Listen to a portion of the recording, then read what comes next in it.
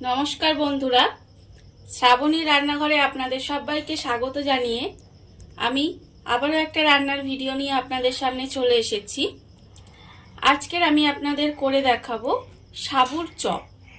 এই সাবুর চপ আমি কিভাবে বানাই সেটা আপনারা একবার দেখে নিন।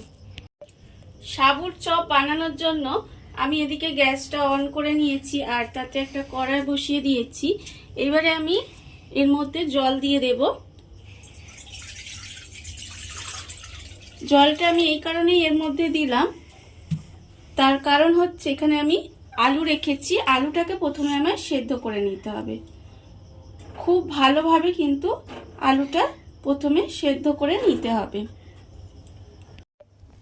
আলুগুলো আমার সেদ্ধ হয়ে গেছে। আলুগুলোকে আমি খুব ভালোভাবে সিদ্ধ করে নিয়েছি।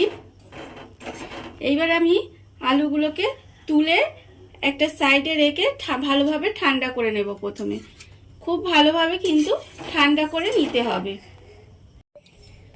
আলুটাকে আমি এখানে ভালোভাবে সিদ্ধ করে ঠান্ডা করে নিয়েছি। এইবারে আমি আলুটাকে একটা গ্রেটারের সাহায্যে খুব ভালোভাবে গ্রেট করে নেব। এটা আপনারা চাইলে হাত দিয়ে চটকেও নিতে পারেন, কিন্তু গ্রেট করে নিলে ভালো হবে।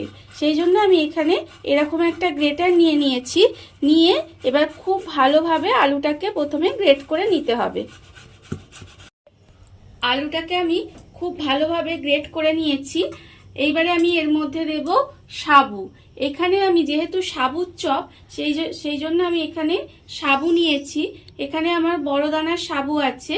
এই সাবুটা আমি 2 ঘন্টা ভিজিয়ে রেখেছিলাম। ভিজিয়ে জলটাকে ঝরিয়ে এখানে নিয়ে নিয়েছি। এই সাবুটা আমি এর মধ্যে দিয়ে দেব। এখানে কিন্তু খুব অল্প উপকরণ লাগবে, কিন্তু এই চপটা খেতে ভীষণ সুন্দর হয়। এইবারে আমি এর মধ্যে দিয়ে দেব ধনেপাতা কুচি। অল্প একটু ধনেপাতা কুচি এর মধ্যে দিয়ে দিলাম। এইবারে আমি দেব কাঁচা লঙ্কা কুচি। কাঁচা লঙ্কা কুচিটা আপনারা আপনাদের স্বাদ অনুযায়ী দেবেন, কতটা ঝাল খাবেন সেটা বুঝে। এইবারে আমি এর মধ্যে দেব নুন। নুনটাও কিন্তু এখানে আমি আন্দাজ মতো নুন দেব। আর আমি এর মধ্যে দেব লেবুর রস। লেবুর রস এখানে আমার 2 চামচ পরিমাণের লেবুর রস এর মধ্যে দিয়ে দিলাম।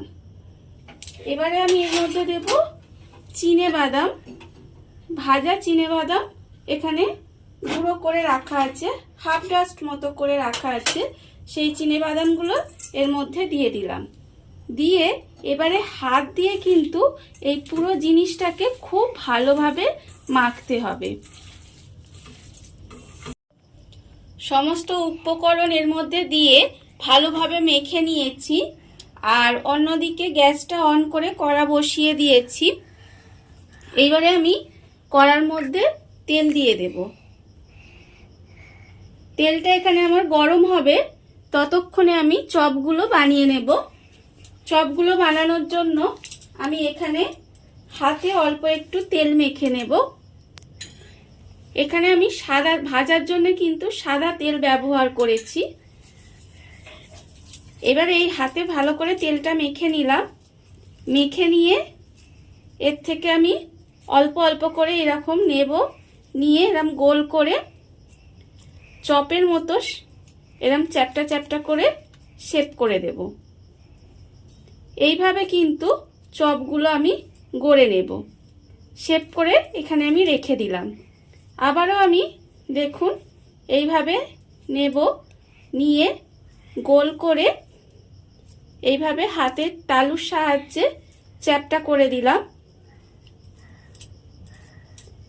এইভাবে কিন্তু প্রত্যেকটা চপ আমাকে গড়ে নিতে হবে।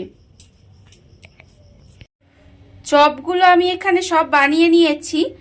আর অন্যদিকে দেখুন তেলটাও আমার গরম হয়ে গেছে। এইবারে চপগুলোকে খুব আস্তে আস্তে ভেজে নিতে হবে। চপগুলোকে আমি এইভাবে নিলাম। নিয়ে আস্তে করে তেলের মধ্যে ছেড়ে দেব। দিয়ে একটা একটা চপ আমি ভেজে নেব। খুব সাবধানে এক পিঠ হলে তবে কিন্তু আমাকে অন্য পিঠটা ঘুরিয়ে একটু লাল করে ভেজে তুলে নিলেই কিন্তু আমার সাবুর চপ রেডি হয়ে যাবে। এক পিঠ আমার ভাজা হয়ে গেছে। এইবারে আস্তে করে চপটা উল্টে দেব, দিয়ে এবারে অন্য পিঠটাও ভেজে নেব। এইভাবে কিন্তু উল্টে পাল্টে আমাকে খুব ভালোভাবে লাল করে চপটা ভেজে নিতে হবে। চপটা আমার লাল করে ভাজা হয়ে গেছে। এবারে আমি এটাকে তুলে রেখে দেব। এইভাবে তুলে আমি রেখে দিলাম। আর আবারও আমি আর একটা চপ নিয়ে এইভাবে তেলের মধ্যে দিয়ে আবারও কিন্তু এটাকে লাল করে এপিট ওপিট করে ভেজে নিতে হবে। এইভাবে কিন্তু সমস্ত চপগুলোকে আমাকে ভেজে নিতে হবে। দেখুন বন্ধুরা, কত অল্প উপকরণ দিয়ে কত অল্প সময় কত সুন্দর আমার সাবুর চপ রেডি হয়ে গেছে, আপনারা দেখতেই পেলেন।